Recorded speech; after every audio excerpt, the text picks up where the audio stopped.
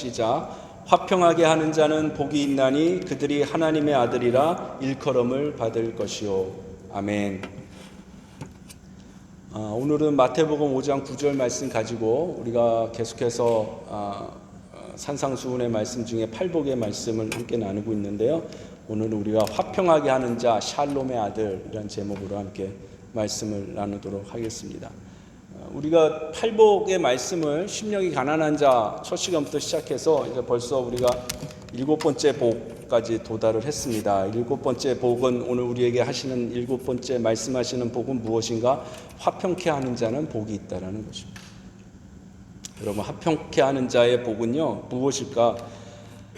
우리가 이전까지 살펴봤던 복들이 있어요. 6개의 복들이 있죠. 그래서 심령이 가난한 자, 또 애통하는 자, 온유한 자, 긍휼히 여기는 자, 마음이 청결한 자, 이런 복들과 화평케 하는 자라는 이 복은 조금 모양이 틀립니다. 어떤 면에서 틀리냐면 이전에 우리가 살펴봤던 그 6개의 복들은 어떤 면에서 보면 다 개인적인 것들이에요. 나 개인에 관한 것들. 내 개인이 성숙하고 나 개인이 변화되고 내 개인적인 내 안의 내면에서 일어나는 일들에 관한 것이라는 것이죠. 거기에 초점이 맞춰져 있어요.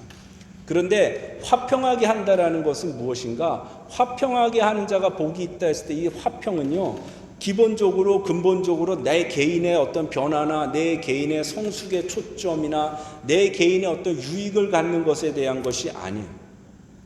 왜냐하면 화평이라는 것, 다른 말로 평화라는 것은 기본적으로 다른 사람과의 관계 가운데서 나오는 것이기 때문에 그런 면에서 앞에 앞섰던 6가지의 복과 이 화평케 하는 자의 복은 약간 틀린 면이 있다는 것이에요.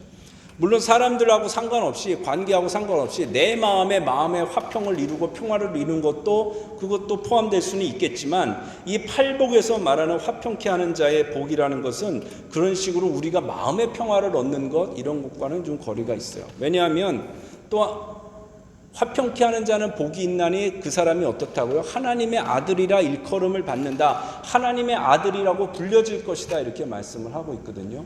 그러니까 마음의 평화를 얻는 자는 하나님의 아들이라 일컬음을 받을 것이다. 이렇게 연결되기가 어색하잖아요. 그런 면에서 이 화평케 한다라는 것은 내 개인적인 것이 아니라 공동체적이고 사람들과 관계 가운데서 일어나는 그 모든 일을 전제로 한 말씀이다. 그것이 2사람이 모이든 3사람이 모이든 아니면 가족의 공동체가 되든 아니면 교회 같은 이런 공동체가 되든 아니면 더 나아가서 어떤 한 나라가 되고 더 큰 모임이 되든지 간에 그 안에서 이루어지는 모든 관계 가운데 평안을 끼치고 화평을 끼치는 자들은 복이 있다. 그리고 그 사람들은 누구라고 불리냐면 하나님의 아들이고 하나님의 딸이라고 불려질 것이다라고 오늘 성경이 우리에게 말씀하고 있어요. 왜 화평케 하는 사람이, 왜 화평케 하는 자가 하나님의 아들이라고 불려지게 될까요, 여러분? 왜 그 사람이 하나님의 아들이 될까? 왜냐하면 예수님이, 하나님의 아들이신 예수님이 이 땅 가운데 오셔서 하신 그 일이 우리에게 화평을 주시는 일이었기 때문입니다. 화평이란 말을 생각할 때에 그 화평이란 말이 가지고 있는 의미가 무엇이냐면요. 화평이란 말이 가지고 있는 의미는 이게 헬라어 원어로 얘기하면요 에이레네라는 말이에요. 근데 우리가 에이레네 이러면 에이레네가 뭐야? 감이 안 오죠. 이게 무슨 뜻인지. 그래서 여러분들도 알고 저도 알고 히브리어를 하나도 배우지 않은 모든 분들이 알고 있는 히브리어 단어가 있어요. 그게 뭐죠, 여러분? 샬롬이에요. 이 평안이라는 단어, 화평이라는 단어는 무엇인가? 히브리어로 바꿔 말하면 그게 샬롬인 거예요. 그래서 이 오늘 화평케 하는 자는 복이 있다고 하실 때 이 화평이란 단어는 신약 성경 안에서 정말 많은 한국말로 번역이 되는데 여기서는 화평으로 번역됐지만 어느 곳에서는 평화 이렇게 번역되고요. 어느 곳에서는 평안 이렇게 번역되고 또 어느 곳에서는 평강 이렇게도 번역이 되는 말이에요. 예수님이 우리에게 화평이 되셨다. 그래서 이렇게 말하는 것은 바꿔 말하면 무슨 말이 되느냐? 예수님이 우리의 샬롬이 되셨다. 이런 말로 바뀌게 된다는 것입니다. 여러분, 샬롬은 무엇입니까? 샬롬은요, 아무 사건도 없어. 아무 사고도 없어. 아무 불편하거나 나를 성가시게 하는 일이 없어. 걱정도 없고 두려움도 없고 불안도 없어. 이런 상태를 말하는 게 샬롬이 아니에요. 물론 이런 것들을 포함하죠. 이런 상태를 포함하지만 진짜 샬롬이 가지는 의미는 무엇인가? 샬롬 안에 담겨져 있는 뜻은 무엇인가? 잘 들으세요. 무엇이냐면 히브리인들에게 있어서 샬롬은요, 하나님과의 관계에 있어서 우리가 하나님과 언약을 맺은 관계잖아요. 히브리 사람도 유대인들은 하나님과 언약을 맺은 관계였어요. 그래서 하나님과의 그 언약 관계에 있어서 하나님이 언약으로 주신 모든 것들, 모든 조건을 다 내가 이행하고 지켰을 때에 주어지는 하나님과의 완전한 관계에서 얻어지는 평화. 이게 샬롬이에요. 다시 말씀드릴게요. 하나님과 우리는 언약을 가진 관계인데, 언약을 주님이 우리에게 주셨는데, 우리가 언약의 모든 말씀들을 다 지켜 행함으로 말미암아 하나님과의 관계가 완전해지고, 그 하나님과의 완전해진 관계에서 얻어지는 것, 그게 무엇이냐? 그것이 화평이라는 것이죠. 그러니까 우리가 하나님 앞에 만약에 죄를 짓게 된다, 우리가 하나님 앞에 만약에 불순종하게 된다, 그럴 때 우리의 삶 가운데 가장 먼저 나타나는 게 뭐예요? 평안이 깨지는 거예요. 우리가 죄를 짓거나 우리가 하나님 앞에 불순종하게 될 때에 하나님이 하나님 되시겠다고 하신 그 언약을 깨트리게 되는 결과가 되고, 그것이 깨짐으로 말미암아 우리 가운데 하나님이 언약을 통해서 주시는 축복과 보호와 하나님의 능력이 역사하지 못하게 된다라는 말씀입니다. 그래서 빌립보서에서는 사도 바울이 이 똑같은 말씀을 이렇게 말씀하고 있어요. 너희는 내게 배우고 받고 듣고 본 바를 행하라. 그리하면 평강의 하나님이 너희와 함께 하시리라. 우리가 하나님 앞에 받은 말씀, 그리고 예수님이 사도 바울이 행하고 주님 앞에 살아간 그 모습들을 그대로 본받고 우리가 행하게 될 때에 어떻게 된다고요? 평강의 하나님이 우리와 함께 하신다는 것이죠. 그러니까 여러분들의 삶 가운데 혹시 지금 평안이 깨어진 분들이 있으세요? 화평이 없는 분들이 있으세요? 그러면 우리가 가장 먼저 해야 될 일은 무엇인가? 내가 하나님 앞에 내 삶에 순종하고 있는가? 이걸 먼저 돌아보셔야 된다는 것이죠. 샬롬이 가지고 있는 또 다른 측면의 말씀이 있는데, 그것은 뭐냐면 온전함이란 뜻인데요. 이 샬롬과 똑같은 의미를 가지면서, 샬롬은 명사잖아요. 동사로 쓰이는 단어가 실람이라는 단어예요. 비슷하잖아요. 근데 이 실람이라는 히브리어 단어는 무슨 뜻이냐? 어떤 물건이 있는데 그 물건 값을 내가 페이하는 거야. 혹은 내가 빚을 페이하는 거야. 빚을 갚거나 물건의 값을 주고 사는 것, 그것을 뭐라고 하느냐? 실람이라고 얘기하는 거예요. 그런데 이 단어의 뜻을 아는 것이 왜 중요하냐? 우리가 하나님 앞에 죄 짓고 아담이 타락하로 말미암아 우리가 어떤 존재가 되었냐? 우리는 빚을 진 존재가 된 거예요. 무슨 빚? 죄의 빚을 졌어요. 그 죄의 빚을 진 우리는 그 죄의 빚을 청산하고 갚을 능력이 하나도 없죠. 왜? 하나님으로부터 분리되었기 때문에. 하나님으로부터 멀어졌기 때문에. 죄로 인해서 하나님과의 관계가 단절됐기 때문에 우리는 그 죄의 값을 주님 앞에서 갚을 수도 없고 처리할 수도 없는 그런 존재가 됐어요. 한마디로 하나님 앞에 순종할 능력을 잃어버렸기 때문에 그 이후로, 타락의 이후로 우리와 하나님 사이의 화평이 깨어져 버린 거예요. 그래서 이 말을 성경에서는 다른 말로 무엇이라고 표현해요, 여러분? 성경에 보셨죠? 하나님과 우리가 뭐 되었다고요? 원수 되었다. 하나님과 우리가 원수가 되었다는 건 뭐예요? 하나님과 우리 사이의 관계가 완전히 깨어졌다라는 것이죠. 한국에 보니까 그 핸드폰에 이렇게 전화를 하면 이렇게 뜨잖아요. 뭐 아들, 뭐 딸, 엄마 이렇게 뜨잖아요. 근데 어떤 여자분이 핸드폰에 전화가 왔는데 뭐라고 뜨는지 아세요? 왼수 이렇게 떠요. 그게 왼수가 누구냐 했더니 남편이래요. 그러니까 남편한테 전화 왔는데 핸드폰에 왼수 이러고 뜨는 거예요. 여러분, 원수와 한 주먹 안에서 사는 게 얼마나 힘듭니까? 이처럼 사람하고 원수지간이 돼도 같이 있는 게 힘들어요. 그런데 우리가 누구하고 원수가 되었다고요? 하나님과 원수가 됐던 게 우리예요. 우리가 사람하고 원수지간이 되면요, 기도하면 하나님이 해결해 주실 수 있잖아요. 용서를 통해서 해결할 수 있고 하나님이 은혜를 주셔서 그 관계가 풀어질 수 있어요. 그런데 우리가 하나님과 원수가 되면 그걸 누가 풀어주냐고요. 이거는 해결해 줄 사람이 없는 거예요.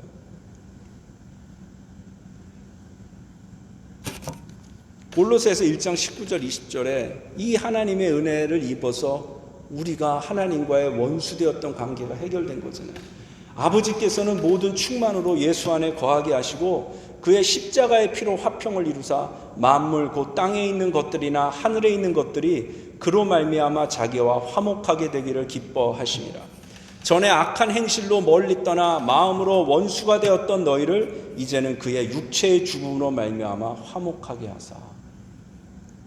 하나님과 절대 가까워질 수 없었고 멸망당하는 것 외에는 소망이 없던 우리가 어떻게 하나님의 자녀가 되었습니까? 하나님 스스로가 하신 것이에요.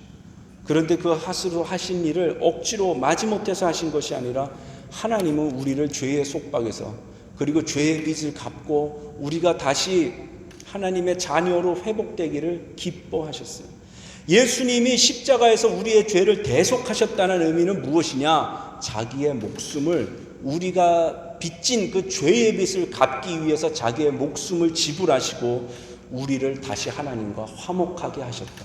우리를 다시 하나님과의 관계가 회복되게 하셨다라는 뜻이에요. 그게 대속하셨다는 뜻이에요. 우리가 빚을 갚을 길이 없었어요. 그 빚을 갚을 길이 절대로 없었던 우리를 대신해서 예수님이 오셔서 십자가에서 그 빚의 문제를 해결해 주셔서 우리가 하나님과 다시 관계가 회복됨으로써 우리가 누리게 되는 것, 그게 뭐라고요? 그게 화평이라는 거예요. 그게 샬롬이라는 거예요. 여러분, 예수님이 우리에게 샬롬을 주기를 원하셨어요. 화평을 주기 원하셨어요. 그래서 예수님이 하신 일이 뭐예요, 여러분? 자기를 희생제물로 삼으시고 우리와 하나님 사이의 중보자가 되어주신 거예요. 그래서 디모데전서가 이렇게 말하는 것이죠. 하나님은 한 분이시요 또 하나님과 사람 사이의 중보자도 한 분이시니 곧 사람이신 그리스도 예수라. 그가 모든 사람을 위하여 자기를 대속물로 주셨으니 기약이 이르러 주신 증거니라. 아멘. 예수님이 중보자가 되셨다는 것은 무엇이냐? 하나님과 우리 사이를 다시 화목하게 하는 일을 하셨다는 것이에요. 무엇을 통해서? 자기가 십자가에 죽으심을 통해서. 우리가 하나님과 화목하게 되었다는 것은요, 단지 우리가 구원받았다는 의미는 아니에요. 우리가 다시 화목하게 됨으로써, 하나님과 화목하게 됨으로써 우리가 가지게 되는 가장 큰 유익, 가장 큰 축복은 무엇이냐 하면, 그전에는 내가 아들로서 체면도 없고 아들로서 아무 자격도 없는 자였어요. 아들이 아니었으니까.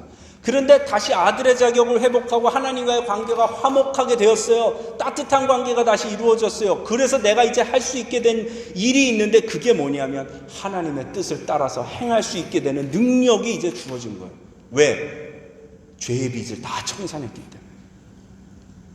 쉽게 말하면 주민등록증에 빨간 줄 가서 전과자라서 아무 취직도 못하고 일도 못할 자였는데 그 빨간 줄 간 게 없어진 거예요. 전과자라는 게 없어진 거예요. 왜? 예수님이 다 빚을 청산하셨으니까.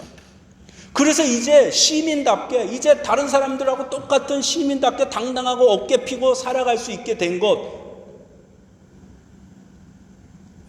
그것이 주님이 우리에게 샬롬을 주신 결과라는 것입니다. 예수님이 우리에게 그렇게 하시고 우리의 죄의 빚을 다 청산하시고 우리를 주님과 화목하게 하신 그것을 따라, 그래서 주님은 우리에게 똑같은 것을 말씀하시죠. 무엇이냐? 너희도 화평하게 하는 자가 되라. 너희도 깨어진 관계 가운데 들어가서 중보하는 자가 되라. 이 말씀을 하시는 것이죠. 골로새서 3장 15절에 그리스도의 평강이 너희 마음을 주장하게 하라. 너희는 평강을 위하여 한 몸으로 부르심을 받았더니. 여러분, 이 세대는 어떤 세대입니까? 우리가 살고 있는 세대는요, 평화가 없는 세대예요. 지금 얼마나 세계 각국에서 전쟁이 일어나고 있고, 또 앞으로 몇 년 안에 전쟁이 발발하게 될 위험이 있는 나라들도 많아요. 대표적으로 2027년, 28년에 많은 학자들이, 많은 정치인들이 뭘 예견합니까? 중국이 대만을 침공할 거다. 우리나라 역시 전쟁의 위험에 놓여 있기는 마찬가지죠. 여러분, 국제 간의 전쟁뿐만이 아니에요. 우리의 교회를 돌아봐도, 우리의 직장, 우리의 가정을 돌아봐도요, 평화가 없는 곳이 많아요. 왜 평화가 없어요, 여러분? 다 자기를 주장하기 때문에. 아무도 희생하려고 하지 않기 때문에. 아무도 중보자가 되기를 원하지 않기 때문에. 이런 세상 가운데 지금 주님이 골로새서를 통해서 우리에게 말씀하시는 것은 무엇인가? 그 예수님이 하신 화평케 하는 일들 너희도 해라. 왜? 이것이 너희를 부르신 부르심이다. 이 말씀을 하고 계시는 것입니다. 평강을 위하여 부름받았다는 것은요, 우리가 하나님과 세상 사이에서, 혹은 하나님과 교회 사이에서, 아니면 교회 안에서 성도와 성도 사이에서 그 갈라지고 무너진 그 틈 사이에 들어가서 예수님이 하신 것처럼 중보자가 되는 것, 화목케 하는 그 일을 하는 것, 그것이 화평케 하는 부르심을 우리에게 주셨다라는 의미라는 것입니다.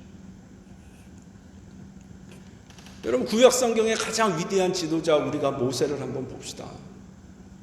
그리고 그 모세와 함께했던 그 많은 사람들 중에 비느하스라는 사람의 모습을 한번 보기로, 이들이 어떤 사람들이고 어떤 일들을 했는가? 이스라엘 공동체 가운데 하나님과의 관계가 깨져버린 그 공동체 가운데 하나님의 평화를 다시 가져오게 되는 일들을 이 두 사람이 했어요.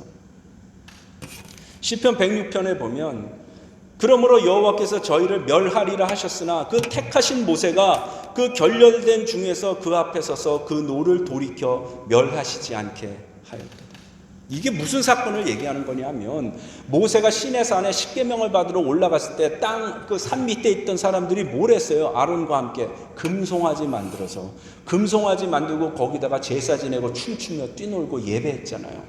그때 그것을 모세가 내려오다가 주님이 너의 백성들이 지금 타락했으니 즉시 내려가라 해서 모세가 내려와서 보니 지금 뭐 난리가 난 거잖아요. 그때 이야기를 하는 거예요. 이 이스라엘은 금송아지 사건으로 말미암아 하나님과의 관계를 완전히 깨버린 거예요. 왜? 언약을 깬 거예요. 그래서 하나님의 진노를 당하게 됐어요. 그때 하나님이 뭐라고 말씀하시냐면, 내가 이 백성을 다 쓸어버리겠다. 그때 모세가 하나님과 이스라엘 백성 사이에 중재자로 나서는 것이에요. 출애굽기 32장 32절에 모세가 하나님께 이렇게 기도하잖아요. 그러나 이제 그들의 죄를 사하시옵소서. 그렇지 아니하시면 원하건대 주께서 기록하신 책에서 내 이름을 지워버려 주옵소서. 자기 생명을 걸고 이스라엘 백성을 위해서 하나님의 진노를 막아서는 거예요. 쉽게 말하면 그 얘기잖아요. 날 죽이든가 이스라엘을 살리든가 둘 중에 하나 하세요. 자기 생명을 걸고 그 깨어진 관계에서 중보자로 서는 것이 모세가. 그래서 하나님이 무엇을 하세요? 그 진노를 돌이키시잖아요. 모세의 기도를 통해서. 비느하스, 민수기에 이런 얘기가 나와요. 제사장 아론의 손자 엘라사의 아들 비느하스가 내 질투심으로 질투하여 이스라엘 자손 중에서 내 논을 돌이켜서 내 질투심으로 그들을 소멸하지 않게 하였도다. 그러므로 말하라, 내가 그에게 내 평화의 언약을 주리. 이거는 무슨 말이냐? 그 발람과 발락 얘기 아시죠? 발락이, 모압왕 발락이 발람이라는 선지자를 사주해서 이스라엘을 저주하게 했을 때에 마지막에 이 발람이 이스라엘을 향해서 한 것이 뭐냐 하면은 음란의 저주를 내는 거예요. 그래서 이스라엘의 모든 지도자들이 모압 여인과 같이 동침하고 모압 여인과 음란의 죄를 저지르기 시작했어요.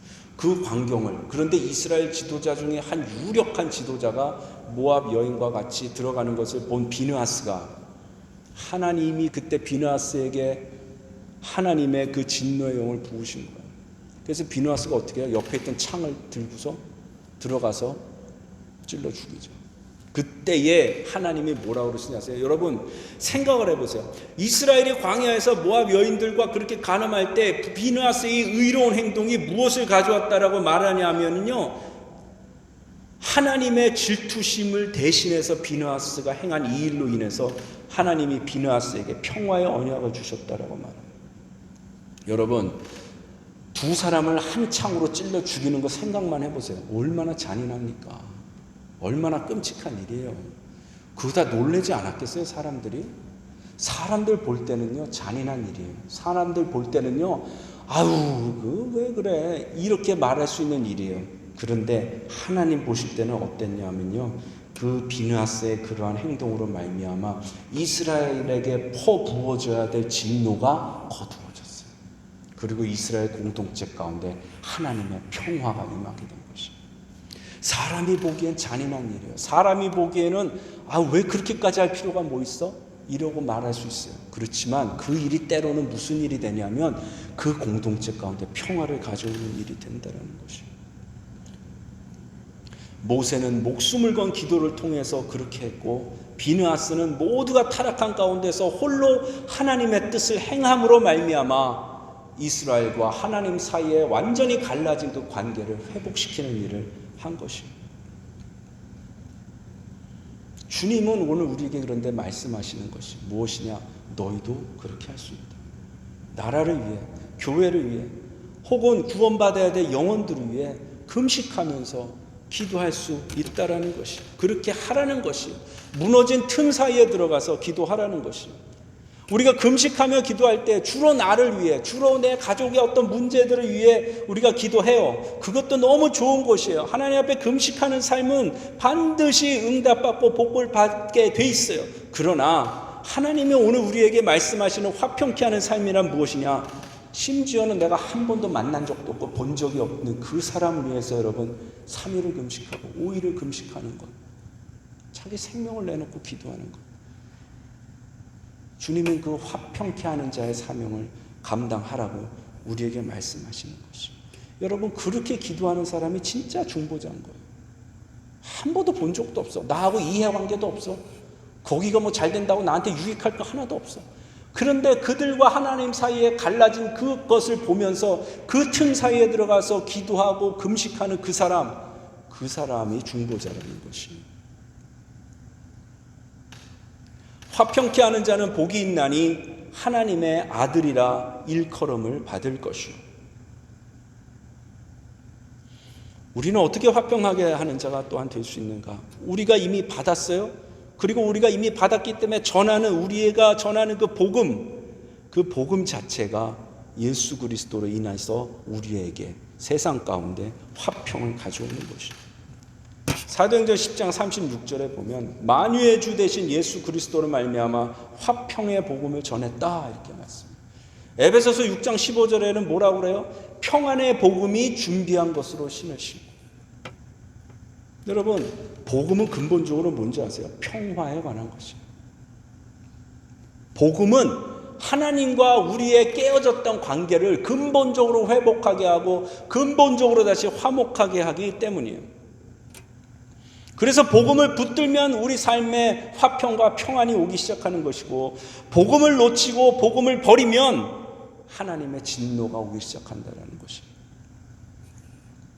그래서 여러분, 원수가 제일 싫어하는 게 뭐겠어요? 복음을 전하는 일을 그렇게 원수가 싫어하는 것이에요. 왜냐하면 원수가 하는 일이 뭐예요? 우리의 삶 가운데 화평을 뺏어가는 일이기 때문에. 마지막 때가 되어갈수록 원수가 하는 일이 그래서 무엇입니까, 여러분? 분열하게 하는 것이고, 싸우게 하는 것이고, 전쟁하게 하는 것입니다. 그 정도가 얼마나 심할지 성경이 말해줘요. 마지막 때의 분열과 싸움과 전쟁이 어느 정도로 심하냐 하면 부모가 자식을 죽이고 자식이 부모를 죽이는 일들이 마지막 때 일어난다는 것이죠. 그걸 마가복음 13장에 이렇게 말해요. 형제가 형제를, 아버지가 자식을 죽는 데 내주고 자식들이 부모를 대적하여 죽게 하는 이 일이 언제 일어나냐? 곧 일어나게 되는 세상이 된다는 거예요. 이미 일어나고 있는지도 모르겠어요. 우리의 부르심은 이러한 세상 가운데 무엇을 행하는 것이냐? 이 험악하고 말도 안 되는 범죄가 판을 치게 될 이 세상 가운데 그리스도의 평화가 임하게 하는 통로가 되는 것, 그게 우리의 부르심이라는 것이죠. 우리가 그 부르심을 다하게 될 때에 주님이 약속하신 말씀이 있어요. 그게 뭔지 아세요, 여러분? 부모가 자식이 부모를 죽이는 일들이, 이 말도 안 되는 일들이 이 땅 가운데서 일어나는 때가 반드시 오게 될 것이지만, 우리가 주님이 하신 그 일과 동일하게 화평케 하는 자가 되어서 하나님과 세상 사이의 회복을 또 화목케 하는 일을 하게 될 때에는 이 세상이 어떻게 변화되는가? 말라기에 예언하신 말씀이 이루어지는 거예요. 부모가 자식을 죽이는 세상이 아니라 부모의 마음이 자녀에게로 돌아가요. 자식이 부모를 죽는데 내주는 그런 세상이 아니라 자녀의 마음이 부모에게로 돌아오게 되는 그 역사가 화평케 하는 자들을 통해서 일어나게 될 것이라는 것이, 여러분, 그것이 복음의 능력인 것입니다.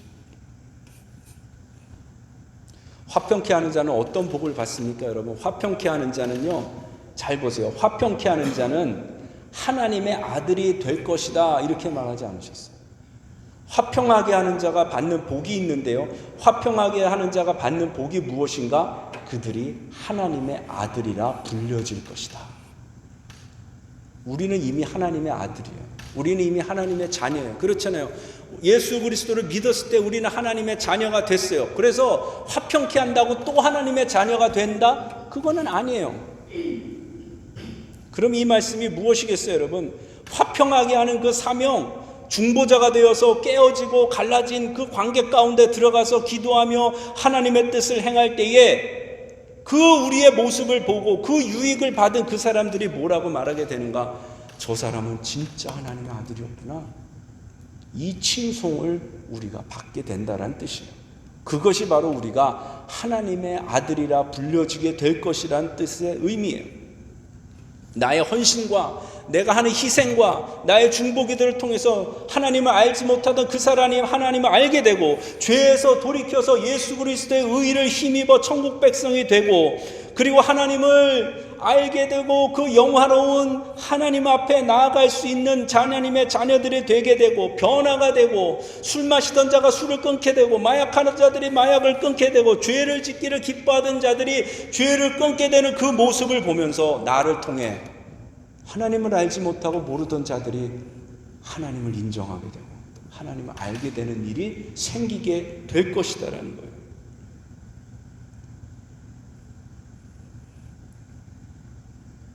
누군가가 나를 하나님의 아들이라고 부르게 된다는 이 말은 하나님이 살아계신 것을 인정하게 된다는 것을 포함해요. 그래서 화평하게 하는 사명을 감당하는 나를 통해 하나님이 살아계시구나, 그리고 하나님은 정말로 놀라운 분이시구나 하는 하나님이 어떤 분이신지가 이 세상 가운데 선포되게 되는 일, 그게 뭐예요? 하나님의 아들이라 불려지게 될 것이다라는 말이에요. 여러분, 이게 얼마나 영광스러운 일인지 여러분 아시기를 바랍니다. 초대교회가요, 세워졌을 때 초대교회 안에서 기적이 나타나고 능력이 나타나기 시작했을 때에 사람들이 초대교회를 보고 뭐라고 그랬어요, 여러분? 하나님의 능력이 나타나는 것을 보고 온 세상 사람들이 교회를 칭송했다, 이런.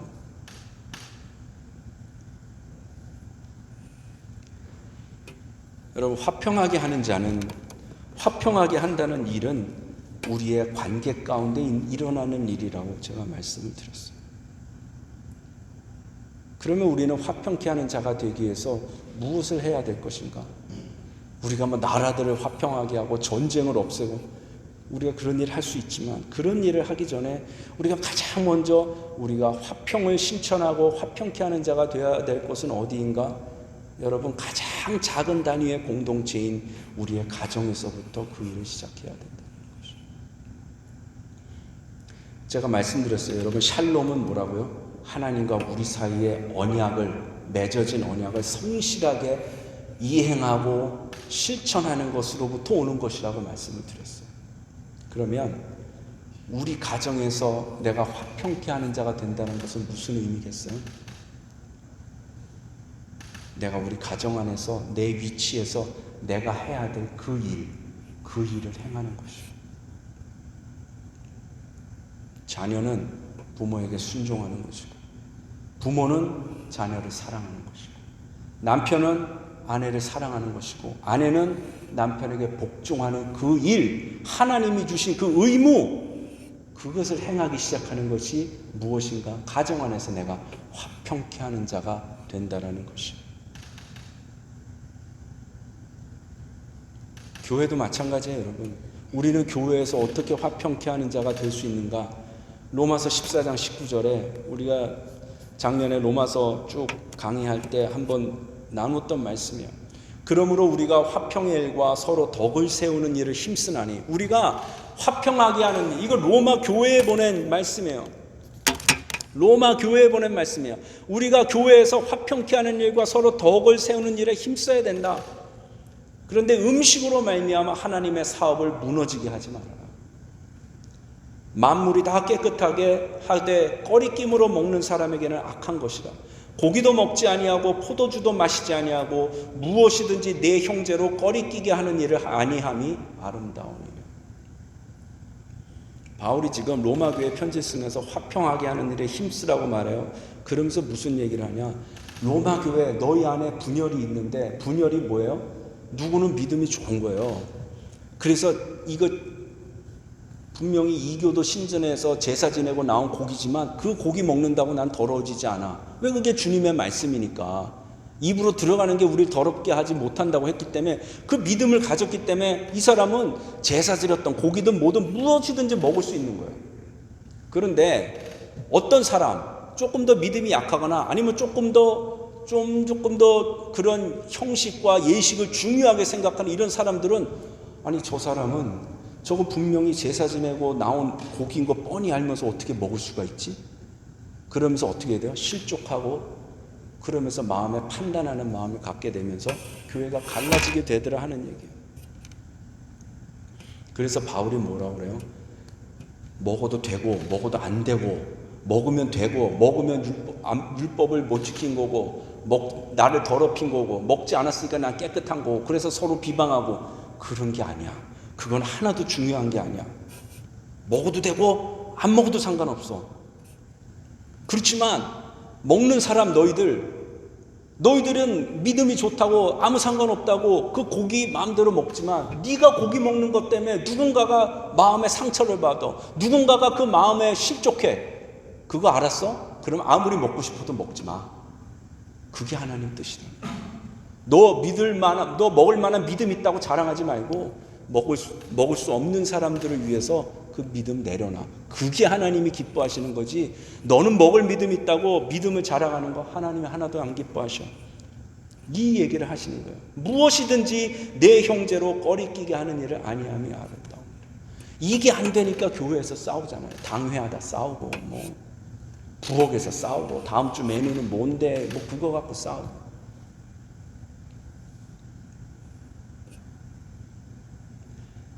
평강하게 하는 사명이 우리에게 주어졌어요. 여러분들의 가정 가운데서 내 형제와 혹은 내 자매 혹은 부부 사이에도 마찬가지고, 부모님과의 관계에서도 마찬가지고, 여러분 주님이 우리에게 주신 사명이 있는데 화평하게 하는 일을 하라는 것이요. 그리고 그 화평하게 하는 일을 하게 될 때에 세상이 하나님이 살아계신 것을 인정하게 된다는, 세상 가운데 하나님이 어떤 분이신지가 선포되는, 무엇을 통해서? 내가 돌아다니면서 하나님은 살아계세요 살아계세요 이 말로 하는 것을 통해서가 아니라 화평케 하는 그 일을 통해서 하나님의 영광 받으시게 된다라는 것입니다. 그것이 오늘 주님이 팔복을 통해서 우리에게 말씀하시는 화평케 하는 자에게 주시는 복인 것입니다. 여러분, 우리 가운데에 가정이 없는 분들 아무도 없어요. 그렇잖아요. 형제가 없는 분들 없어요. 부모님이 없는 분들 없고 자식이 없는 분들 없어요. 여러분, 우리가 거기서부터 화평케 하는 일을 시작합니다. 우리 가정에서부터 샬롬의 하나님이 다스리는, 아버지는 아버지가로서 해야 될 일, 엄마는 엄마로서 해야 될 일, 아내는, 남편은, 자식은 각자가 우리에게 주어진 그 하나님 앞에서 말씀으로 확증된 그 말씀을 순종하는 삶을 시작할 때에 우리 가정 안에 하나님의 샬롬이 임하는 것이, 그게 하나님의 약속이기 때문에 반드시 임하게 되는 것이에요. 반대로 우리 가정에 화평이 없어, 우리 가정이 맨날 싸워, 우리 가정이 냉랭해, 다른 사람이 아니라 오늘 내가 아버지로서, 내가 엄마로서, 내가 자녀로서, 내가 형으로서, 누나로서, 오빠로서 내가 해야 될 일을 하지 않기 때문인 것이에요.